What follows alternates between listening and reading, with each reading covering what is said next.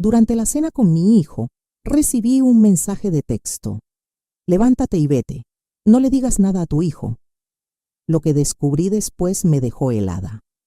Mi nombre es Carmen, tengo 68 años, y esa noche de viernes pensé que estaba teniendo una cena normal con mi hijo Alejandro y mi nuera Mónica en su casa de la Colonia del Valle. Llevaba mi postre favorito para los nietos, flan napolitano casero, el mismo que había preparado para Alejandro desde que era pequeño. Estábamos sentados alrededor de la mesa de comedor que yo les había regalado cuando se casaron hace 15 años.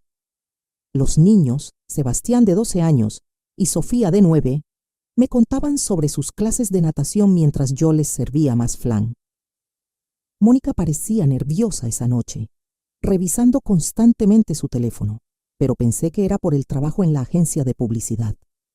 Alejandro me estaba contando sobre un proyecto nuevo en su empresa constructora cuando mi celular vibró sobre la mesa.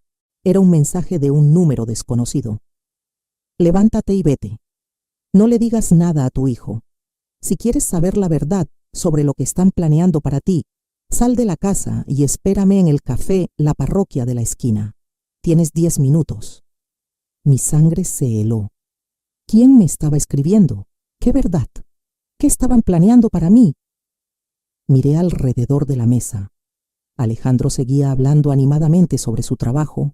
Los niños reían jugando con las cucharas del flan. Y Mónica me estaba observando con una expresión extraña en los ojos, como si estuviera esperando algo.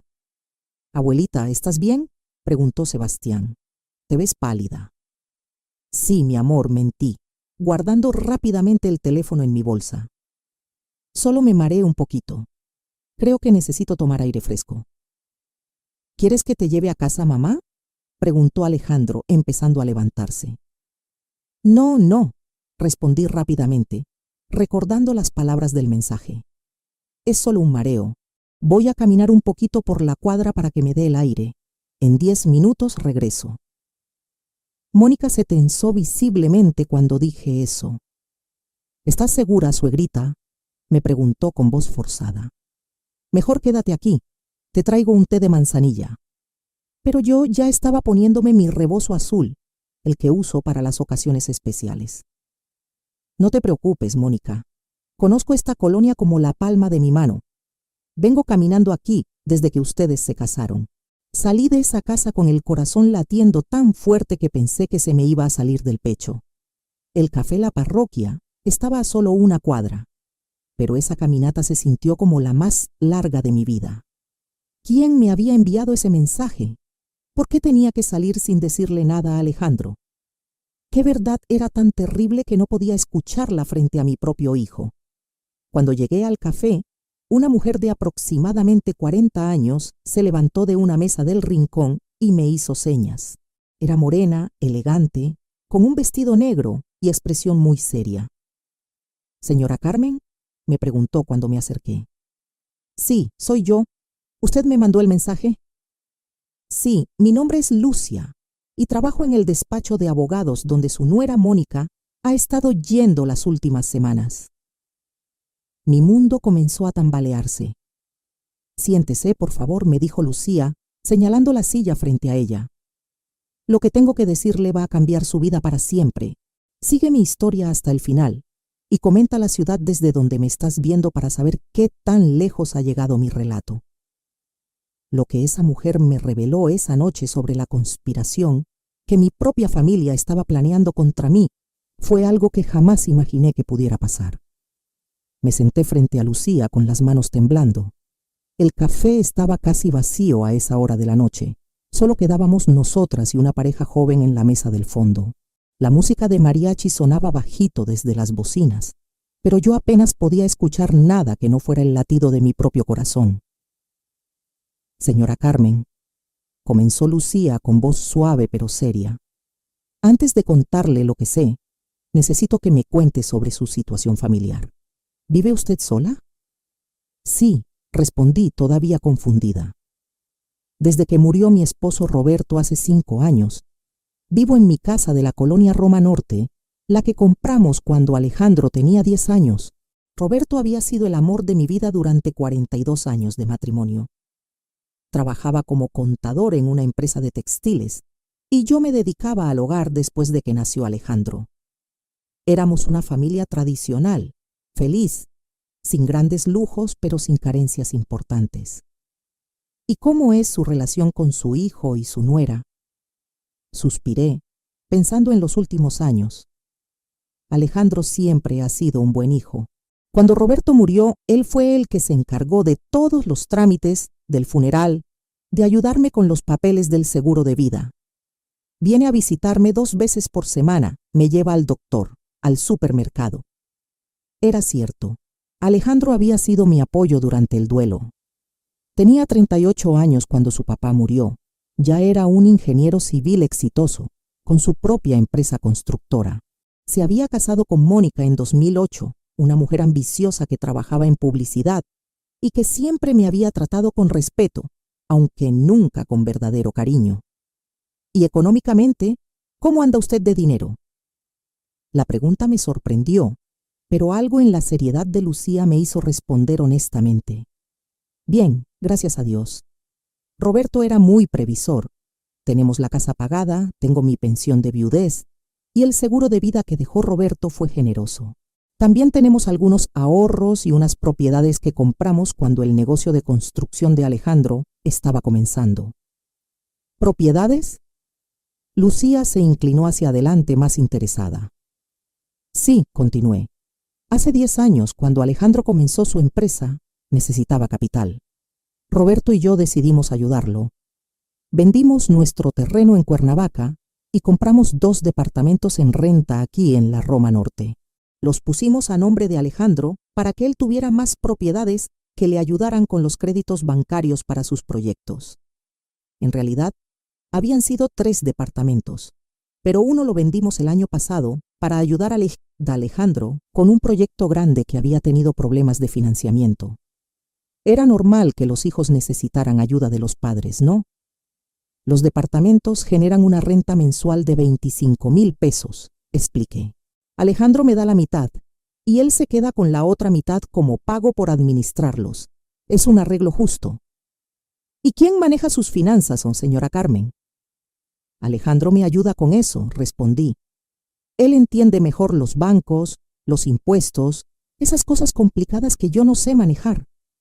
Cada mes me trae un estado de cuenta para que vea cómo están las inversiones. Me explica los movimientos. Lucía tomó notas en una libreta pequeña. ¿Ha firmado usted documentos recientemente? ¿Poderes notariales, testamentos, cambios en propiedades? Bueno, sí, dije tratando de recordar. Hace como 3 meses Alejandro me dijo que para efectos fiscales era mejor que hiciéramos algunos cambios. Me llevó con un notario, el licenciado Morales, que es amigo suyo. Firmé unos papeles para actualizar mi testamento y unos poderes para que Alejandro pudiera manejar mejor mis cosas si algún día yo me enfermo o ya no puedo hacerlo. ¿Leyó usted esos documentos antes de firmarlos? La pregunta me incomodó. Alejandro me los explicó. Son documentos legales muy complicados, con muchas palabras técnicas que yo no entiendo. Pero él es mi hijo. Confío en él completamente. Lucía me miró con una expresión que me hizo sentir un hueco en el estómago. ¿Y Mónica? ¿Ella participa en estas decisiones financieras? Mónica siempre está presente cuando hablamos de dinero, recordé. Dice que como esposa de Alejandro, ella también debe estar informada sobre las finanzas familiares. De hecho, fue idea suya que fuéramos con el licenciado Morales para actualizar los papeles. Pensando ahora, recordé que Mónica había estado muy insistente con el tema del testamento. Suegrita me había dicho hacía unos meses, usted ya tiene 68 años. Es importante que tenga todo en orden por si algo pasa. No queremos que después haya problemas legales o que el gobierno se quede con lo que usted trabajó toda su vida. Sus palabras me habían asustado un poco. Yo me sentía perfectamente bien de salud, pero ella tenía razón. Era importante tener las cosas en orden. Lucía, le dije, sintiendo que mi voz temblaba, ¿por qué me está preguntando todo esto? ¿Qué es lo que sabe sobre mi familia? Lucía cerró su libreta y me miró directamente a los ojos. Señora Carmen, trabajo como asistente legal en el despacho del licenciado Herrera. Hace 2 semanas, el licenciado Morales, el notario que usted mencionó, llamó a nuestro despacho pidiendo asesoría sobre un caso complejo. Mi respiración se aceleró. Su nuera Mónica contrató nuestros servicios por separado, sin que su esposo lo supiera. Quería saber sobre procedimientos legales para declarar incapacidad mental en personas mayores. El mundo comenzó a girar a mi alrededor. ¿Incapacidad mental?, susurré. Mónica nos dijo que tenía una suegra de 68 años que estaba comenzando a mostrar signos de demencia senil, que se le olvidaban las cosas, que repetía las mismas historias, que a veces se confundía con las fechas y los nombres. Pero yo no, comencé a protestar. Yo sé que usted no tiene ningún problema mental, señora Carmen. Por eso decidí contactarla. Durante las citas que tuvo Mónica en nuestro despacho, mencionó cosas que me hicieron sospechar. Lucía sacó otra libreta de su bolsa. Mónica nos preguntó específicamente sobre los plazos legales. ¿Cuánto tiempo tardaba el proceso? ¿Qué tipo de evidencia médica necesitaba? ¿Qué pasaba con las propiedades una vez que se declaraba la incapacidad? No entiendo, balbuceé. ¿Por qué Mónica estaría preguntando eso? Porque según ella, una vez que usted fuera declarada incapaz, su hijo tendría que hacerse cargo completamente de sus bienes, y ella, como esposa, tendría derecho a participar en las decisiones sobre esas propiedades. Me aferré a la mesa para no caerme de la silla. Pero eso es imposible. Alejandro jamás haría algo así. Él me ama. Señora Carmen, dijo Lucía con gentileza, ¿usted sabe cuánto valen realmente sus propiedades y sus ahorros? Bueno, dudé. Alejandro me dice que la casa vale como 2 millones de pesos y los departamentos tal vez otro millón cada uno. Los ahorros, no estoy segura exactamente. Lucía negó con la cabeza. Señora, su casa en la Roma Norte vale por lo menos 4 millones de pesos. Los departamentos que usted dice que están a nombre de Alejandro, cada uno vale más de 2 millones. Estamos hablando de un patrimonio de más de 10 millones de pesos. La cifra me golpeó como un martillazo. 10 millones. Y eso sin contar las cuentas de inversión y los seguros. Señora Carmen, usted es una mujer muy rica, pero parece que no se ha dado cuenta. Las lágrimas comenzaron a rodar por mis mejillas. Durante 5 años, desde la muerte de Roberto, había confiado completamente en Alejandro para manejar nuestro dinero. Nunca había cuestionado sus explicaciones. Nunca había pedido una segunda opinión. ¿Y qué más le dijo Mónica en esas citas?, pregunté con voz quebrada. Mónica preguntó sobre los plazos para vender propiedades una vez obtenida la tutela por incapacidad. También preguntó sobre trasladar dinero a cuentas en el extranjero. ¿En el extranjero? Sí. Parece que Mónica y su esposo tienen planes de mudarse a Estados Unidos. Mónica nos dijo que su esposo había recibido una oferta de trabajo en Miami, pero que necesitaban liquidez para hacer la inversión inicial. Todo comenzó a tener sentido de la manera más horrible. Los últimos meses, Alejandro había estado hablando mucho sobre oportunidades de negocio en Estados Unidos. Mónica había comenzado a tomar clases de inglés.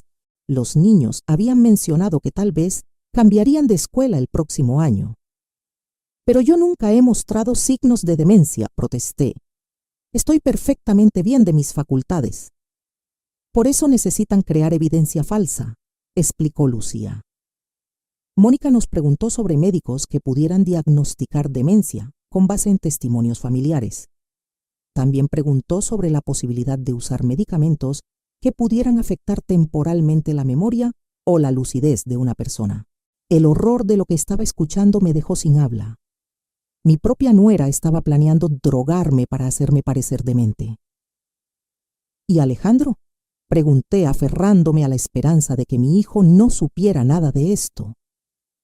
Lucía me miró con compasión. Señora Carmen, el licenciado Morales llamó a nuestro despacho porque Alejandro también lo está presionando. Quiere acelerar los trámites para que usted firme más documentos. El notario comenzó a sospechar porque los cambios que están pidiendo son muy drásticos y muy rápidos. ¿Qué tipo de cambios? Quieren que usted firme una donación de todas sus propiedades a nombre de Alejandro y que lo nombre como su único heredero universal, excluyendo a cualquier otro familiar que pudiera tener derechos. Pensé en mi hermana Rosa, que vive en Puebla, en mis sobrinos, en todos los familiares que Roberto y yo habíamos querido incluir en nuestro testamento original. ¿Cuándo quieren que firme esos papeles?, pregunté con terror. Según lo que escuché, van a llevarla al notario la próxima semana. Me quedé en silencio, procesando toda esta información.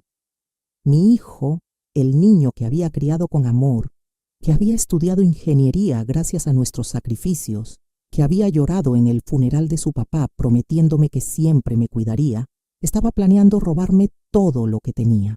Y su esposa, la mujer que había recibido como hija en mi familia, estaba dispuesta a drogarme y declararme demente para acelerar el proceso. ¿Por qué me está contando esto?, le pregunté a Lucía. ¿Por qué se arriesga a perder su trabajo?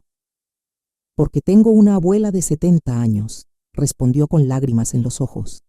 Y si alguien estuviera planeando hacerle esto a ella, yo esperaría que alguien me lo dijera. En ese momento entendí que mi vida había cambiado para siempre, pero también entendí algo más importante. Todavía tenía tiempo para defenderme.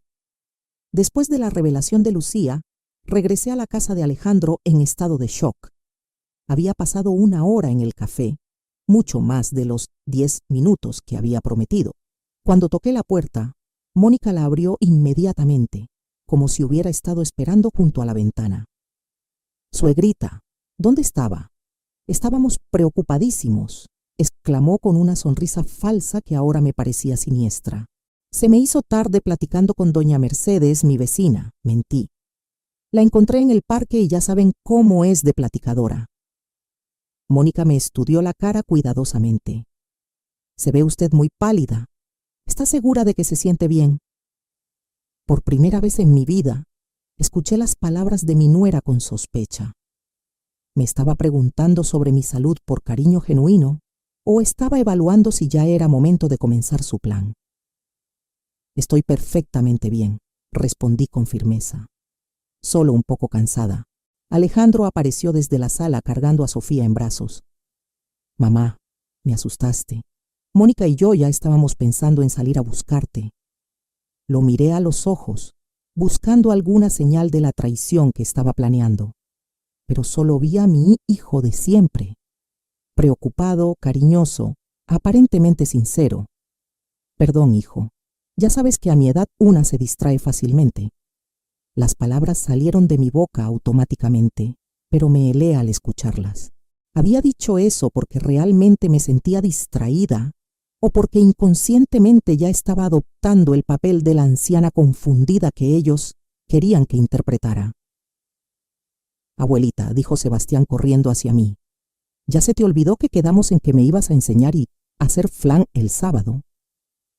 «Por supuesto que no se me olvidó, mi amor», le respondí abrazándolo fuerte, pero vi cómo Mónica y Alejandro intercambiaron una mirada significativa por encima de nuestras cabezas.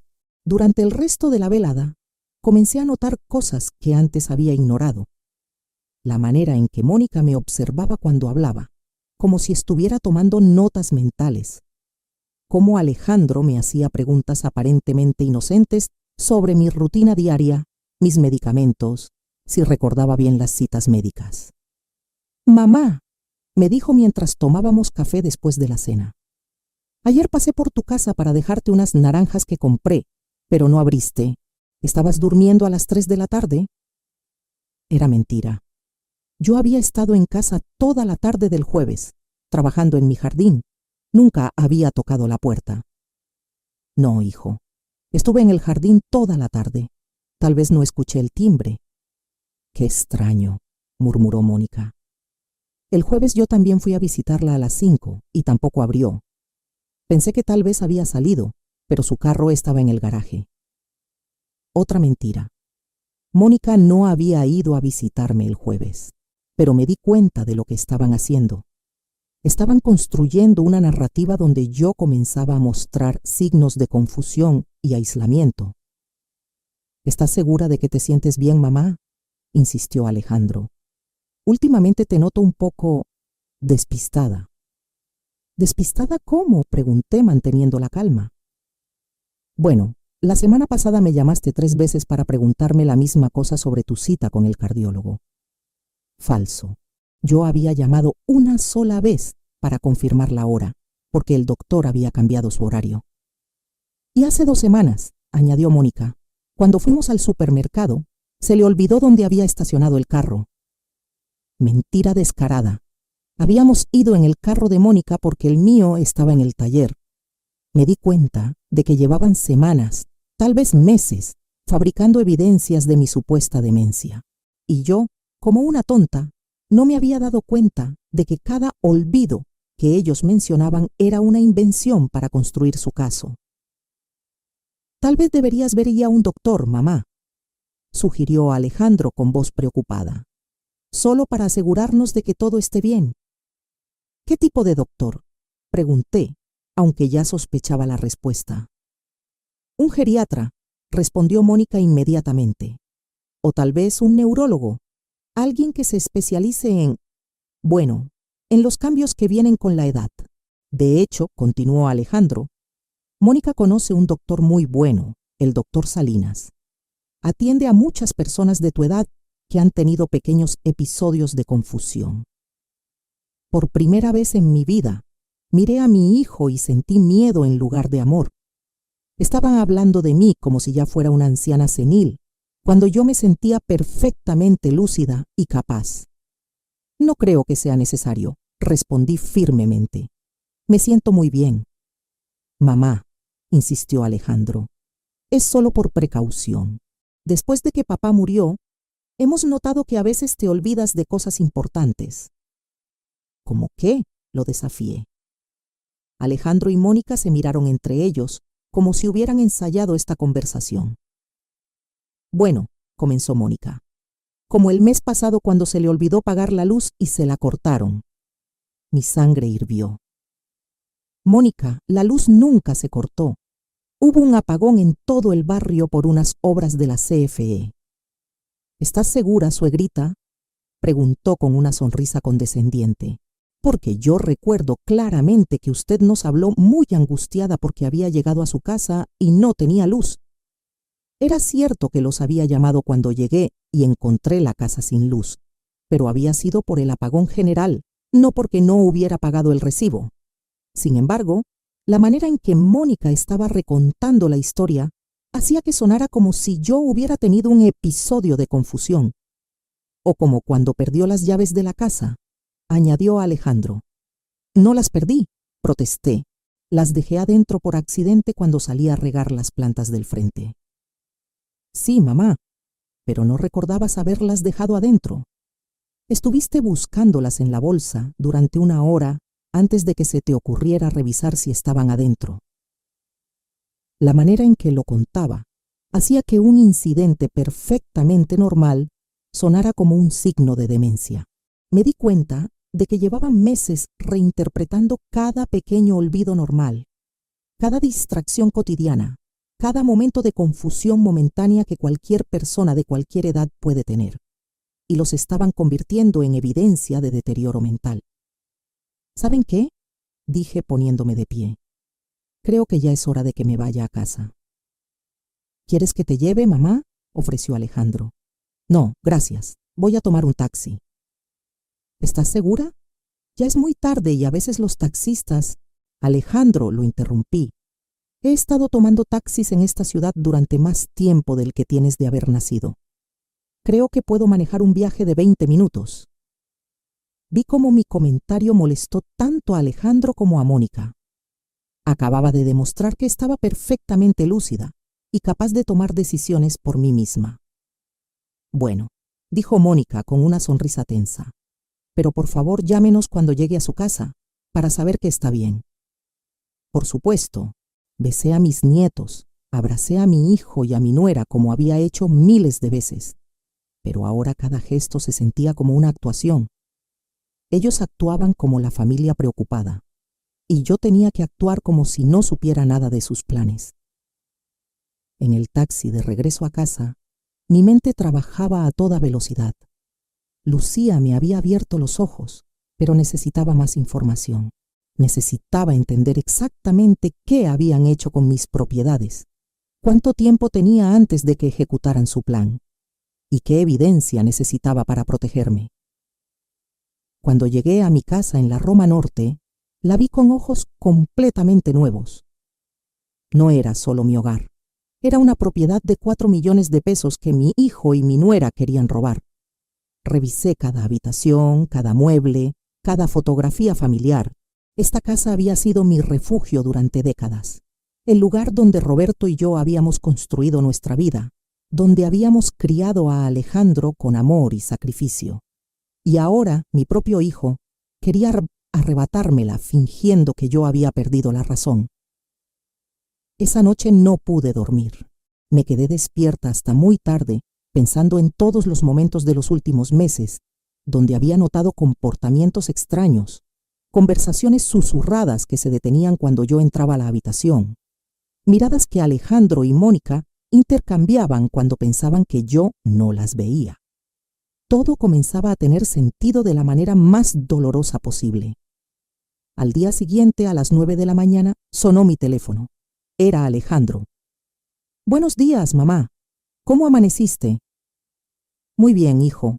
Mamá, ayer estuvimos pensando Mónica y yo, y creemos que sería buena idea que fueras con el doctor Salinas esta semana, solo para un chequeo general.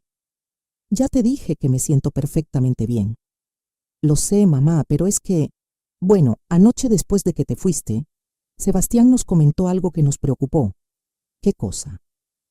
«Dijo que cuando estaban haciendo la tarea juntos la semana pasada, tú le preguntaste 3 veces cómo se llamaba su maestra. Él pensó que era raro porque ya la conoces desde hace 2 años. Otra mentira.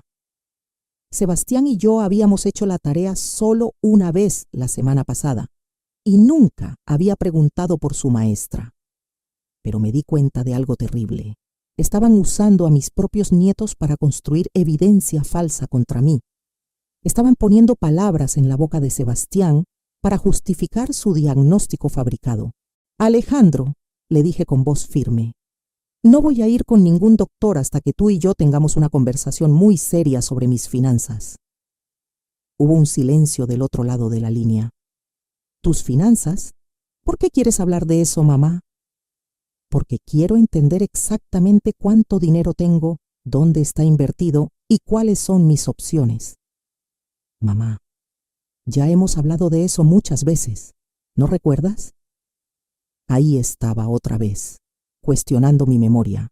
«Recuerdo perfectamente nuestras conversaciones», le respondí. «Pero quiero ver documentos oficiales, estados de cuenta de los bancos, escrituras de las propiedades, todo». «Claro, mamá. Podemos revisarlo todo. ¿Qué te parece si voy hoy en la tarde y llevamos todos los papeles?» «Perfecto. Y Alejandro, quiero que vengas solo, sin Mónica, sin los niños, solo tú y yo». Hubo otra pausa. «¿Por qué sin Mónica?» «Porque quiero hablar contigo de hombre a hombre, de hijo a madre, sin distracciones». Cuando colgué el teléfono tenía las manos temblando. Pero no era de miedo, era de rabia. Durante 5 años había confiado ciegamente en mi hijo, y él había usado esa confianza para planear mi destrucción. Pero tenía una ventaja que ellos no sabían. Ahora conocía su plan. Y estaba a punto de demostrarles que la anciana confundida que creían estar manipulando era mucho más inteligente de lo que imaginaban. Esa tarde, mientras esperaba que Alejandro llegara con los documentos, hice algo que no había hecho en 5 años. Revisé a fondo todos mis papeles personales. Durante décadas había confiado en Roberto para manejar nuestras finanzas y después de su muerte, había transferido esa confianza a Alejandro sin cuestionamientos.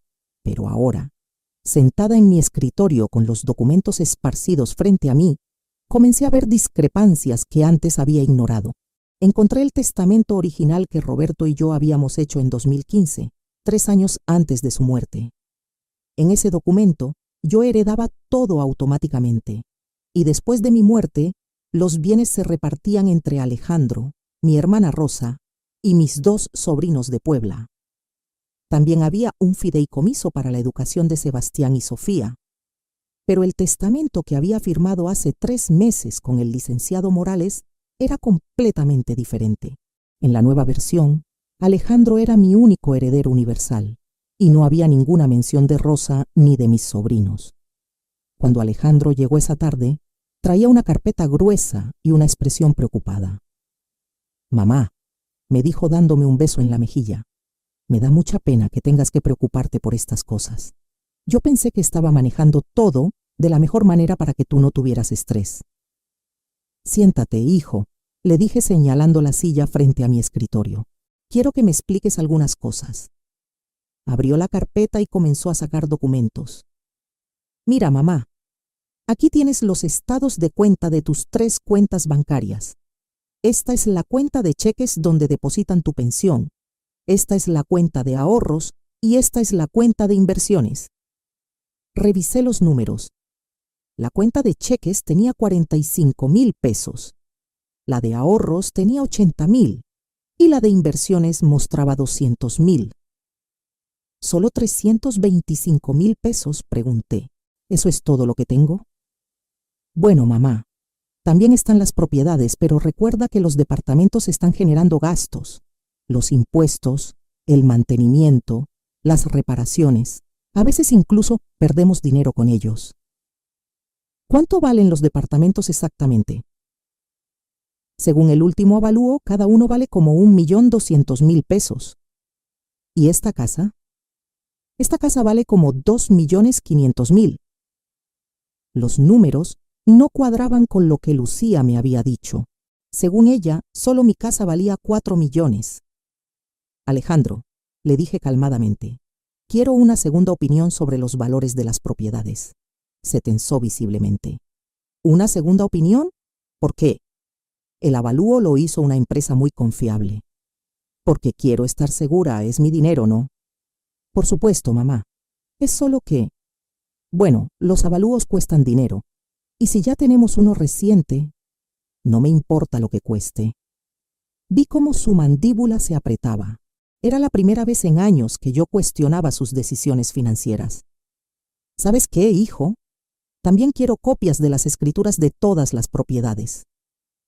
Las escrituras están aquí, dijo señalando unos documentos en la carpeta. Los tomé y comencé a leerlos cuidadosamente. Era la primera vez en años que realmente leía un documento legal en lugar de simplemente firmarlo. Lo que descubrí me heló la sangre. Los departamentos ya no estaban a nombre de Alejandro para facilitar los créditos bancarios como él me había dicho. Estaban a nombre de una empresa llamada Constructora Familiar S.A.D.C.V. ¿Qué es Constructora Familiar?, pregunté. Es mi empresa, mamá. ¿No te acuerdas? Te expliqué que por cuestiones fiscales era mejor crear una empresa para manejar las propiedades de renta. ¿Y quién más forma parte de esta empresa? Bueno, yo soy el director general y Mónica es la subdirectora. Es normal en los matrimonios que ambos esposos participen en los negocios familiares. ¿Mónica tiene poder de decisión sobre mis propiedades? Solo en caso de que a mí me pase algo, respondió rápidamente. Es una medida de seguridad. Continué revisando los documentos. Encontré algo que me hizo sentir náuseas. Un contrato de administración donde yo le daba poder a Alejandro para vender, hipotecar o transferir cualquiera de mis propiedades sin mi consentimiento explícito. ¿Cuándo firmé esto?, pregunté mostrándole el documento. Hace como 6 meses cuando fuimos con el licenciado Morales. ¿No recuerdas? Te expliqué que era para agilizar los trámites en caso de emergencia. ¿Qué tipo de emergencia requeriría que vendieras mis propiedades sin preguntarme? Bueno, mamá, dijo con voz paciente, como si le estuviera hablando a una niña. Imagínate que te enfermas gravemente o que tienes un accidente y no puedes tomar decisiones. Si necesitáramos dinero urgente para tu tratamiento médico, este poder me permitiría vender una propiedad rápidamente. Sonaba razonable, pero después de lo que Lucía me había contado, todo sonaba siniestro. ¿Y este otro documento?, pregunté señalando un papel que no reconocía. Es una actualización de tu testamento. Simplificamos las cosas para evitar problemas legales después. ¿Qué le pasó a la parte donde Rosa y mis sobrinos heredaban algo? Alejandro suspiró como si fuera una pregunta muy complicada. Mamá, tú y yo hablamos sobre esto. Rosa tiene su propia familia y sus propios bienes, y tus sobrinos viven en Estados Unidos ahora. Tienen buena posición económica. Decidimos que era mejor concentrar la herencia en la línea directa. ¿Yo decidí eso o tú lo decidiste? Mamá, dijo con un tono que comenzaba a sonar molesto. ¿Por qué estás cuestionando todo esto? Durante 5 años he manejado tus finanzas sin problemas.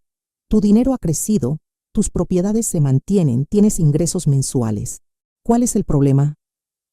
El problema, le dije mirándolo directamente a los ojos, es que acabo de descubrir que mi dinero no ha crecido. Mis propiedades están subvaluadas y mis ingresos mensuales son mucho menores de lo que deberían ser. Se quedó callado por primera vez en toda la conversación. ¿Quién te dijo eso?, preguntó finalmente. Nadie me lo dijo. Yo misma estoy llegando a esas conclusiones. Mamá, dijo levantándose de la silla, creo que estás confundida. Tal vez deberías descansar un poco. Podemos continuar esta conversación mañana cuando estés más calmada. No estoy confundida, Alejandro. Y no necesito descansar, necesito respuestas.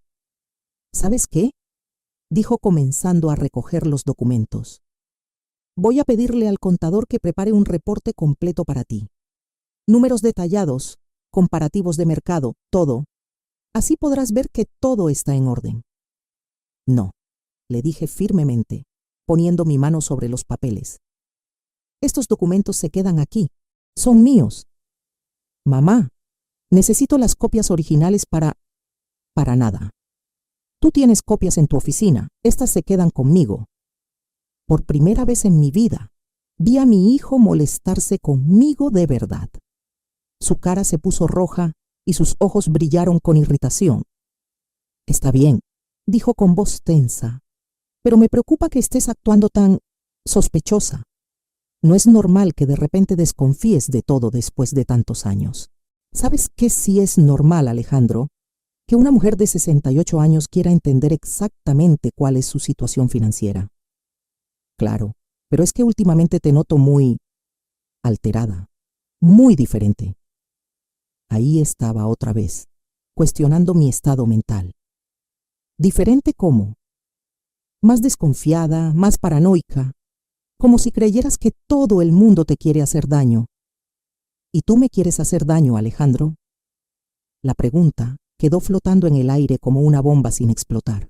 ¿Cómo puedes preguntarme eso?, respondió con voz herida. Soy tu hijo. Todo lo que hago es por tu bien. Entonces no debería molestarte que quiera revisar mis propias finanzas. No me molesta, mintió. Solo me preocupa que estés estresándote innecesariamente. Después de que Alejandro se fue, me quedé sola con los documentos esparcidos sobre mi escritorio. Pero ahora tenía algo que no había tenido en años. Información real sobre mi situación. Y también tenía algo más importante, la certeza absoluta de que mi hijo me estaba mintiendo.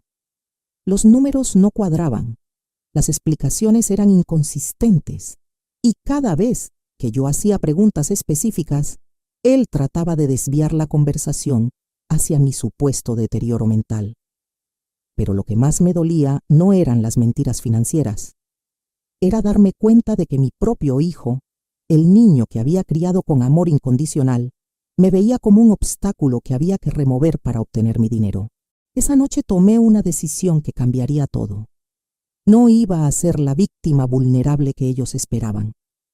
Iba a usar cada día de lucidez que me quedara para proteger lo que era mío y para descubrir hasta dónde llegaba su traición. Al día siguiente iba a comenzar mi propia investigación. Y cuando tuviera todas las pruebas que necesitaba, Alejandro y Mónica iban a descubrir que habían subestimado completamente a la mujer que creían poder engañar tan fácilmente. Por primera vez en meses, me fui a dormir sintiéndome poderosa en lugar de vulnerable. No sabía exactamente qué iba a hacer, pero sabía que no me iban a robar sin pelear. Al día siguiente llamé a Lucía al despacho de abogados. Necesitaba ayuda profesional, pero tenía que ser muy cuidadosa de no levantar sospechas. Lucía, le dije cuando contestó, necesito que me ayudes con algo, pero nadie puede saber que estamos en contacto. Por supuesto, señora Carmen, ¿qué necesita? Quiero que me recomiendes un valuador independiente para mis propiedades y también necesito el nombre de un contador que pueda revisar mis finanzas sin que mi hijo se entere. Puedo ayudarla con ambas cosas, pero señora Carmen, ¿va a confrontar a su hijo directamente? Todavía no. Primero necesito tener todas las pruebas. Si ellos sospechan que yo sé algo, pueden acelerar su plan. Tiene razón, le mando por mensaje los contactos que necesita. Esa misma mañana contraté al ingeniero Torres para que evaluara mi casa y al contador Jiménez para que revisara mis cuentas bancarias. Les pedí absoluta discreción y les pagué en efectivo para que no hubiera rastro de transferencias bancarias. Durante los siguientes días, actué como la abuela de siempre. Fui a visitar a Sebastián y Sofía, les llevé comida casera, les ayudé con la tarea. Pero ahora cada conversación con Alejandro y Mónica era como caminar sobre hielo delgado. «Suegrita», me dijo Mónica el miércoles mientras tomábamos café. ¿Ya pensó en lo que le dijimos sobre ir al doctor? ¿Cuál doctor?, pregunté fingiendo confusión. El doctor Salinas, el geriatra, para que le haga un chequeo general. Ah, sí. No he tenido tiempo. Es que nos preocupa mucho, insistió. Ayer Alejandro me contó que usted se puso muy nerviosa revisando los papeles financieros. Eso no es normal en usted. No es normal que quiera entender mis propias finanzas. No, suegrita. Usted nunca se había preocupado por esas cosas. Siempre había confiado en Alejandro para manejarlas. Era verdad, pero ahora entendía que esa había sido mi primera equivocación. Bueno, Mónica, a los 68 años una aprende que es mejor estar informada. Pero es que se puso usted tan alterada, continuó. Alejandro llegó a la casa muy preocupado. Dice que usted lo acusó prácticamente de robarle. No lo acusé de nada, solo hice preguntas. Señora Carmen, dijo Mónica usando ese tono condescendiente que ahora reconocía. ¿No cree que tal vez está usted siendo un poquito paranoica? Paranoica. Esa palabra otra vez. Paranoica por querer saber cuánto vale mi casa. Paranoica por desconfiar de su propio hijo después de 5 años de que él ha manejado todo perfectamente. El jueves por la mañana recibí los resultados del evaluador. Mi casa valía 4.200.000 pesos, no 2.500.000 como Alejandro me había dicho. Los departamentos valían 2.400.000 cada uno, no 1.200.000. En total, mis propiedades valían más de 9 millones de pesos, no los 5 millones que aparecían en los documentos de Alejandro. El contador Jiménez me dio noticias aún peores. Mis cuentas bancarias habían tenido mucho más dinero durante los últimos años, pero había habido transferencias constantes a cuentas que yo desconocía. Señora Morales, me dijo cuando nos reunimos en su oficina, según los estados de cuenta que conseguí directamente del banco, usted debería tener por lo menos 800.000 pesos en la cuenta de inversiones, no 200.000. ¿A dónde se fue el dinero? Hay transferencias mensuales a una cuenta empresarial, Constructora Familiar S.A., EDC-UMB, la empresa de Alejandro y Mónica. ¿Por cuánto dinero estamos hablando? En los últimos 2 años se han transferido 600.000 pesos de sus cuentas a esa empresa. 600.000 pesos robados de mis propias cuentas, justificados probablemente como gastos de mantenimiento o inversiones. ¿Y hay alguna manera de recuperar ese dinero? Si usted puede demostrar que esas transferencias se hicieron sin su consentimiento o conocimiento, sí se puede recuperar, pero necesitaría pruebas muy sólidas. Esa tarde, mientras cocinaba lentejas para la cena, mi rutina normal de siempre, mi mente trabajaba furiosamente planeando mi estrategia. No podía confrontar a Alejandro directamente todavía. Si él sabía que yo había descubierto el fraude, podía acelerar el plan de declararme incapaz mentalmente. Según Lucía, ya tenían todo preparado con el doctor Salinas para hacer el diagnóstico falso. Necesitaba más evidencia, pero también necesitaba proteger lo que me quedaba. El viernes llamé al banco donde tenía mis cuentas. Buenos días, le dije al ejecutivo de cuentas. Quiero hacer algunos cambios en mis cuentas. Por supuesto, señora Morales. ¿Qué tipo de cambios? Quiero cancelar todos los poderes que le di a mi hijo para manejar mis cuentas. ¿Está segura? Según nuestros registros, el señor Alejandro ha estado manejando sus cuentas durante varios años sin problemas. Estoy completamente segura. Necesitaría que viniera personalmente para firmar los documentos de revocación. Perfecto. Puede ser hoy mismo.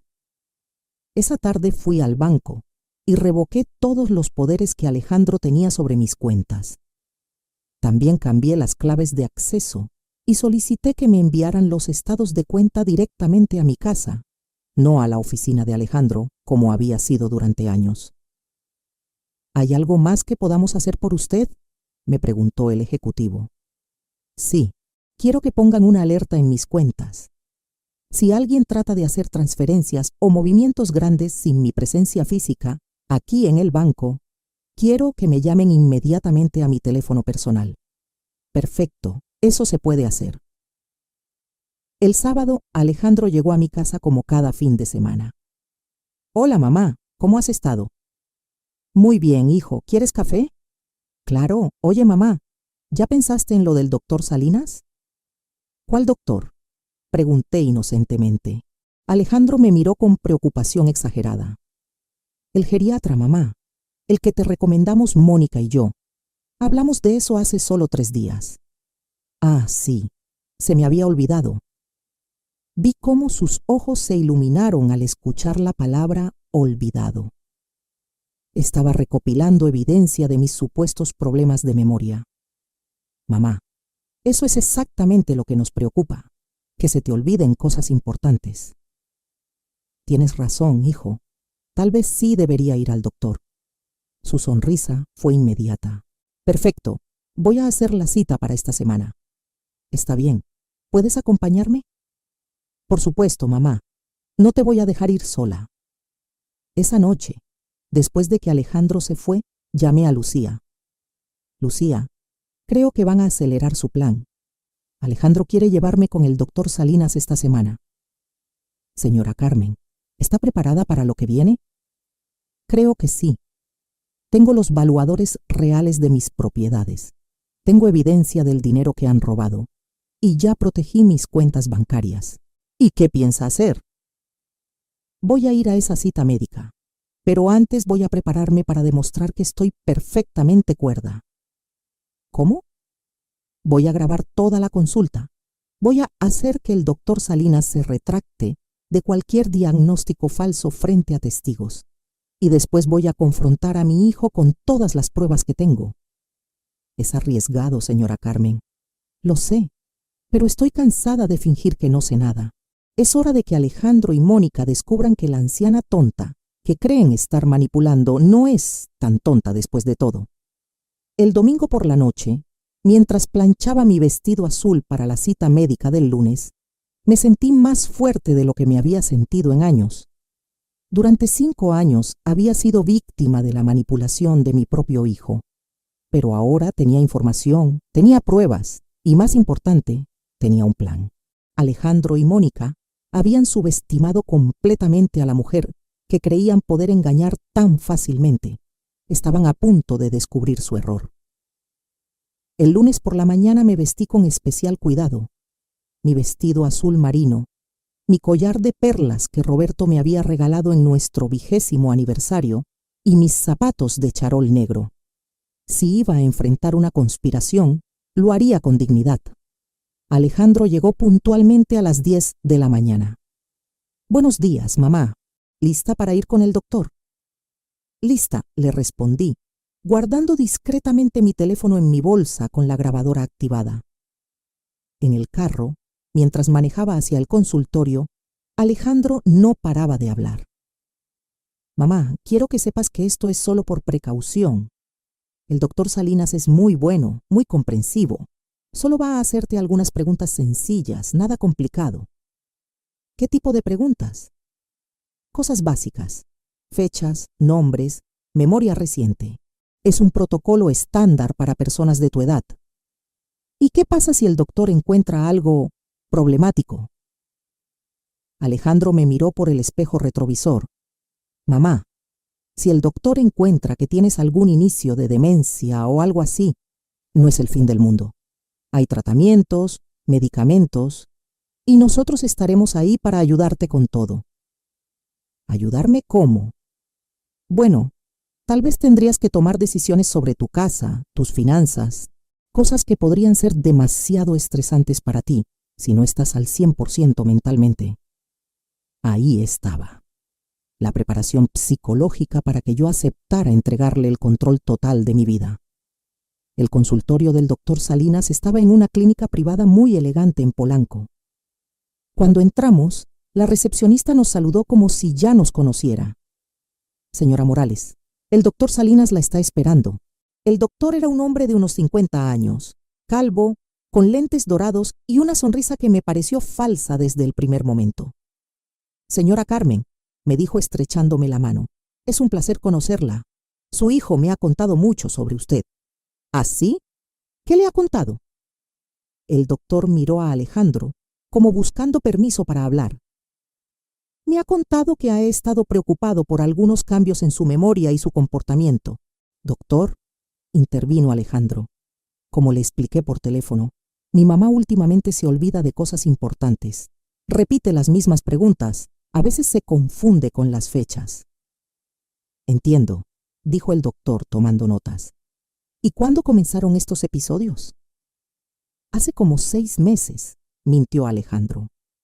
Al principio pensamos que era estrés por la muerte de mi papá, que fue hace 5 años, pero últimamente ha empeorado. Cada palabra que salía de la boca de mi hijo era una mentira cuidadosamente construida. Señora Carmen, me dijo el doctor, ¿usted cómo se siente? ¿Ha notado estos cambios que menciona su hijo? Doctor, le respondí con voz clara y firme. Me siento perfectamente bien. Mi memoria está intacta, no tengo confusión mental, y las únicas cosas que he estado cuestionando últimamente son las finanzas de mi familia. Vi cómo Alejandro se tensó en su silla. ¿Problemas financieros?, preguntó el doctor. No problemas, aclaré. Solo quiero entender mejor mis propias inversiones y propiedades. Por primera vez en mi vida estoy revisando personalmente mis estados de cuenta. Mamá, interrumpió Alejandro, pero es que la manera en que lo haces es muy agresiva, muy diferente a como eras antes.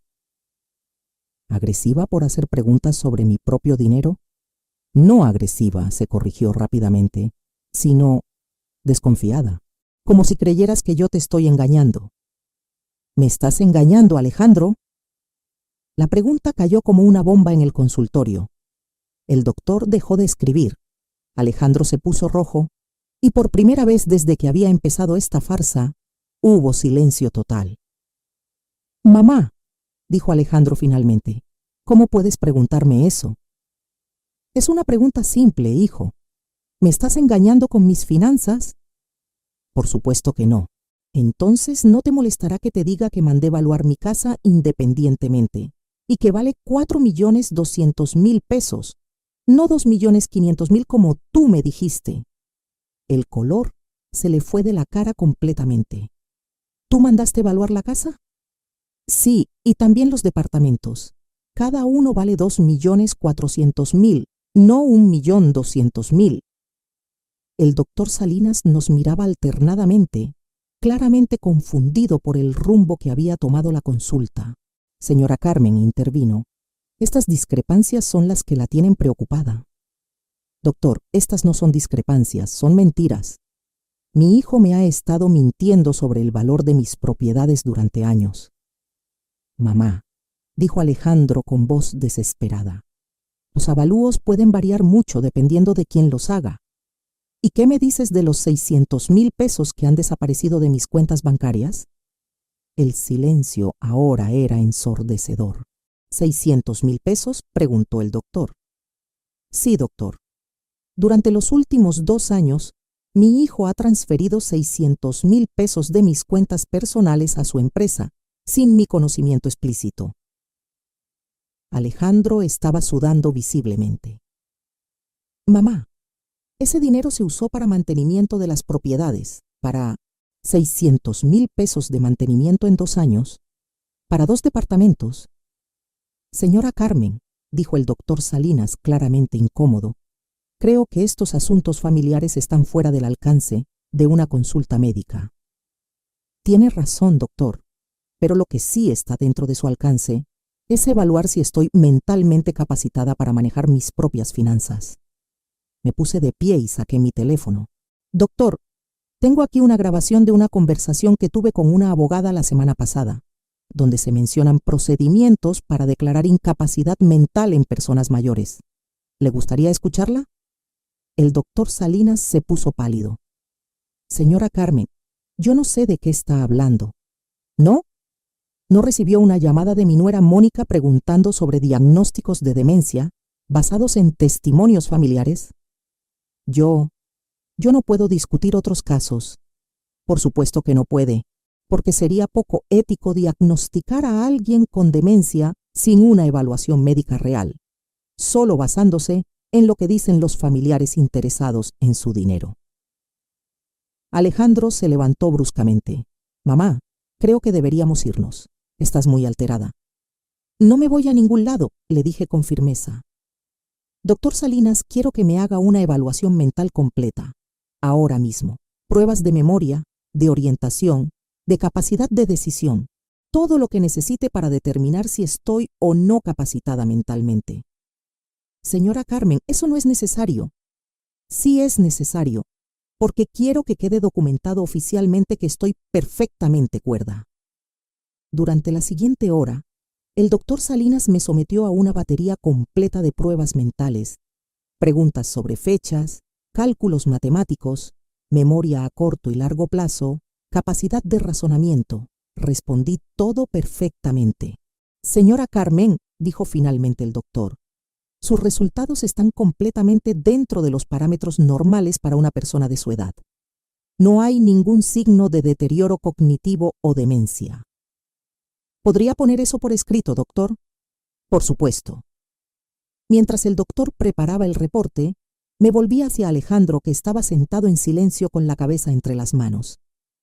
Alejandro, le dije, ahora vamos a tener esa conversación que hemos estado evitando. Mamá, yo puedo explicar. No necesitas explicar nada.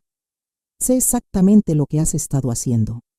Has estado robando mi dinero durante años, subestimando mis propiedades y planeando declararme incapaz mentalmente para quedarte con todo. Eso no es verdad. ¿No es verdad? Entonces, ¿por qué tu esposa fue a consultar a un abogado sobre procedimientos de incapacidad mental? Alejandro finalmente me miró a los ojos y por primera vez vi algo que nunca había visto antes en la cara de mi hijo. Culpa genuina. Mamá, susurró, las cosas se nos salieron de control. Teníamos deudas, problemas con la empresa, y eso te daba derecho a robarme. No te estábamos robando. Íbamos a devolverte todo cuando el negocio mejorara. ¿Cuándo? ¿Después de declararme demente y quitarme mis propiedades? Ese nunca fue el plan real. Era exactamente el plan. Exploté por primera vez. Tu esposa ya tenía citas con abogados, ya tenían preparado al doctor, ya habían calculado cuánto tiempo les tomaría. El doctor Salinas carraspeó incómodamente. Señora Carmen, aquí tiene su evaluación médica completa. Certifico que usted está en plenas facultades mentales. Tomé el documento y lo guardé cuidadosamente en mi bolsa. Gracias, doctor. Y espero que en el futuro sea más cuidadoso sobre los casos que acepta. Salimos del consultorio en silencio total. En el carro, Alejandro no arrancaba. Mamá, dijo finalmente, ¿qué va a pasar ahora? Ahora vamos a ir a tu casa, le respondí, y vamos a tener una conversación familiar completa, con Mónica presente. Mamá, Mónica no sabe nada de... Alejandro, lo interrumpí. No me mientas más. Ya sé todo, todo. El viaje a su casa fue el más largo de mi vida, pero por primera vez en meses no era yo la que tenía miedo. Era mi turno de ser la que tenía el control. Cuando llegamos a casa de Alejandro, Mónica estaba en la cocina preparando la comida. Se veía relajada, confiada, como si todo estuviera saliendo según sus planes. «Suegrita, ¿cómo le fue con el doctor?», preguntó con una sonrisa dulce que ahora me daba náuseas. «Muy bien, Mónica. El doctor me dio un certificado médico confirmando que estoy en perfectas facultades mentales». La sonrisa se le borró de la cara inmediatamente. Miró a Alejandro buscando una explicación, pero él tenía la vista fija en el suelo. ¿Un certificado? ¿Por qué necesitaría un certificado? Para demostrar que estoy perfectamente cuerda cuando los demande por fraude. Mónica se puso pálida como la pared. ¿Demandar? ¿De qué está hablando?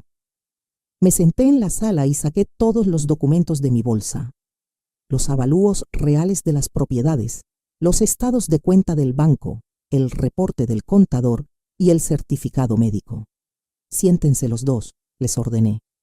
«Es hora de que sepan exactamente lo que sé». Durante los siguientes 30 minutos les mostré cada evidencia, cada discrepancia, cada mentira que habían construido durante años.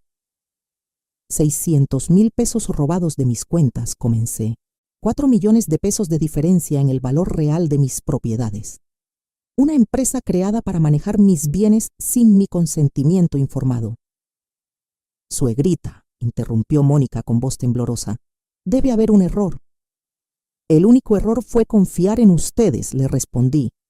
«Mónica, tengo grabaciones de tu abogada contando sobre tus consultas para declararme incapaz mentalmente. Tengo evidencia de que planeas mudarte a Estados Unidos con mi dinero». «¿Grabaciones?», susurró. «Sí, y también tengo testigos de que buscaste médicos dispuestos a diagnosticar demencia sin evaluaciones reales». Alejandro finalmente habló. «Mamá, todo esto comenzó porque teníamos problemas económicos graves. La empresa estaba quebrando, debíamos dinero a los bancos. ¿Y eso les daba derecho a robarme?». «No te estábamos robando», insistió Mónica. «Solo tomamos prestado dinero que de todas formas iba a ser de Alejandro cuando yo muriera», completé la frase, «o cuando me declararan demente». «Nunca quisimos lastimarte, mamá», dijo Alejandro con lágrimas en los ojos. «Solo necesitábamos tiempo para arreglar nuestros problemas. Tiempo que pensaban ganar haciéndome pasar por loca». En ese momento llegaron Sebastián y Sofía de la escuela. Corrieron hacia mí como siempre. «Abuelita, ¿por qué están todos tan serios?», preguntó Sebastián. Miré a mis nietos y sentí que el corazón se me partía. Ellos no tenían culpa de nada, pero iban a sufrir las consecuencias de las acciones de sus padres. «Niños», les dije, «necesitan ir a su cuarto a hacer la tarea. Los adultos necesitamos terminar de hablar». Después de que los niños se fueron, continué con mi revelación. Esta mañana, antes de ir al médico, fui al banco y revoqué todos los poderes que Alejandro tenía sobre mis cuentas. También contraté a un abogado especialista en fraude financiero. «¿Un abogado?», preguntó Mónica con terror. «Sí, el licenciado Herrera. Me dijo que con las evidencias que tengo, puedo no solo recuperar todo el dinero robado, sino también demandarlos penalmente por fraude y abuso de confianza». «Mamá, por favor», suplicó Alejandro. «Somos familia». «La familia no se roba entre sí, Alejandro». Saqué un documento de mi bolsa. «Pero voy a darles una oportunidad que ustedes nunca me dieron a mí. La oportunidad de hacer lo correcto». «¿Qué quiere decir?», preguntó Mónica. «Tienen 2 opciones. Primera opción, los demando penalmente. Con las pruebas que tengo, probablemente vayan a la cárcel por fraude. Alejandro perdería su licencia profesional, ustedes perderían esta casa y mis nietos crecerían sabiendo que sus padres son criminales». Los 2 estaban llorando ahora. «¿Cuál es la segunda opción?», preguntó Alejandro. «Me devuelven cada peso que me robaron. Todos los 600,000 pesos, con intereses. Transfieren de vuelta a mi nombre las propiedades que pusieron en su empresa y firman un documento renunciando a cualquier herencia futura. ¿Renunciar a la herencia?, preguntó Mónica horrorizada.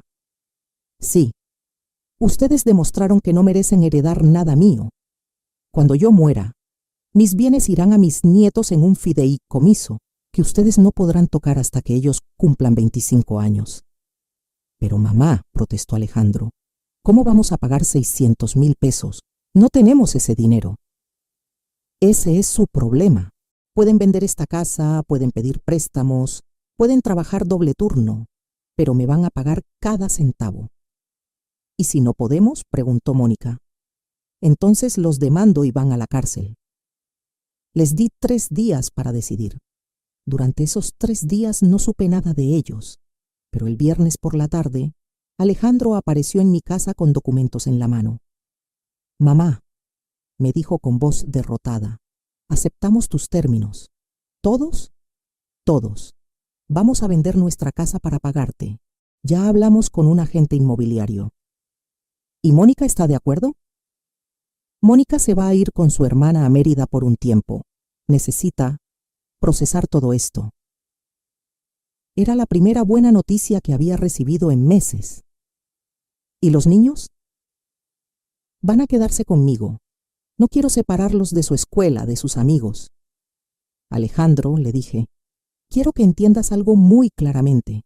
Si alguna vez, de cualquier manera, tratas de manipular o engañar a tus hijos como me hiciste a mí, no habrá segunda oportunidad. ¿Entendido, mamá? 6 meses después, mi vida había cambiado completamente.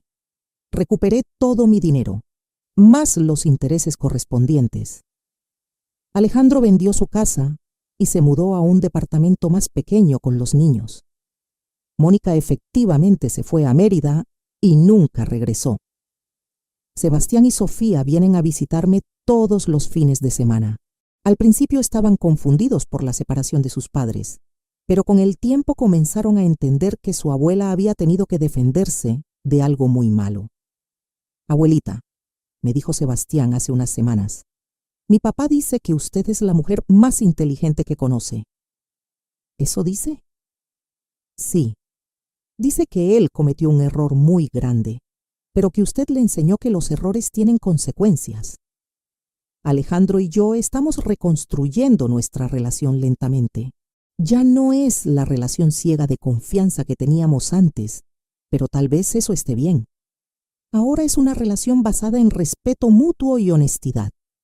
Él viene a visitarme una vez por semana y siempre trae todos los documentos financieros que maneja para mí. Todo transparente, todo explicado al detalle. ¿Me perdonas, mamá?, me preguntó el mes pasado. Te perdono, le respondí, pero nunca voy a olvidar lo que pasó. Y espero que tú tampoco lo olvides. Con el dinero recuperado decidí hacer algunos cambios en mi vida. Contraté a un administrador financiero independiente para manejar mis inversiones. También actualicé mi testamento con un abogado diferente, estableciendo el fideicomiso para mis nietos como había prometido. Pero lo más importante fue lo que hice conmigo misma. A los 68 años aprendí la lección más valiosa de mi vida. Nunca es demasiado tarde para defenderte. Nunca eres demasiado viejo para ser inteligente. Y la confianza ciega, incluso en la familia, puede ser peligrosa. Me inscribí en clases de computación para aprender a manejar mis finanzas digitalmente. También tomé un curso de finanzas personales para entender mejor las inversiones y los valores inmobiliarios. Cada mañana me despierto en mi casa de la Roma Norte, preparo mi café, leo los periódicos y reviso mis estados de cuenta bancarios. Ya no dependo de nadie más para entender mi propia situación financiera. Los martes por la tarde voy a un grupo de apoyo para personas mayores que han sido víctimas de abuso financiero familiar. Descubrí que mi caso no es único. Hay muchas mujeres de mi edad que han pasado por situaciones similares. La diferencia, les digo a las otras mujeres del grupo, es que yo tuve suerte de descubrir la verdad a tiempo. También me hice voluntaria en un centro de asesoría legal gratuita, ayudando a otras personas mayores a entender sus derechos y protegerse del abuso financiero. Lucía, la abogada que me alertó sobre la conspiración, se ha vuelto una buena amiga. Cenamos juntas una vez al mes y ella me ayuda a estar al día con las leyes que protegen a las personas de mi edad. Señora Carmen, me dijo hace poco, usted se salvó porque tuvo el valor de luchar. Muchas personas en su situación simplemente se resignan. Es que yo tenía algo por lo que luchar, le respondí. Tenía mi dignidad. Ahora, cuando veo a mis nietos los fines de semana, les enseño cosas que nunca pensé que tendría que enseñarles. Les hablo sobre la importancia de la honestidad, sobre cómo el dinero puede cambiar a las personas, sobre la diferencia entre amor verdadero y amor interesado. Abuelita, me preguntó Sofía el domingo pasado, ¿por qué mi mamá se fue? Tu mamá se fue porque tomó decisiones muy malas, mi amor, pero lo importante es que tú aprendas a tomar decisiones buenas. ¿Cómo sé cuáles son las decisiones buenas? Las decisiones buenas son las que no lastiman a otras personas, especialmente a las personas que te aman. Esta experiencia me enseñó que el amor familiar verdadero no es ciego. Es amor con límites, con respeto y con honestidad. Durante años confundí el amor incondicional con la confianza incondicional, y esa confusión casi me cuesta todo lo que tenía. Ahora tengo 69 años y me siento más fuerte y más inteligente que nunca. Mis propiedades están protegidas, mis finanzas están en orden y mi futuro está asegurado no por la generosidad de otros, sino por mi propia determinación de defender lo que es mío. ¿Qué harías tú si descubrieras que tu propia familia está conspirando contra ti? ¿Has pasado por algo similar? Comenta abajo y cuéntame tu historia. A veces pensamos que por ser mayores debemos confiar ciegamente en nuestros hijos, pero yo aprendí que la edad nos da sabiduría, no vulnerabilidad. La familia que realmente te ama no necesita robarte para demostrar su cariño. El amor verdadero respeta tu dignidad, tu inteligencia y tus derechos, sin importar cuántos años tengas. A los 69 años, finalmente aprendí a amarme a mí misma lo suficiente para defenderme. Y esa fue la lección más valiosa de toda mi vida.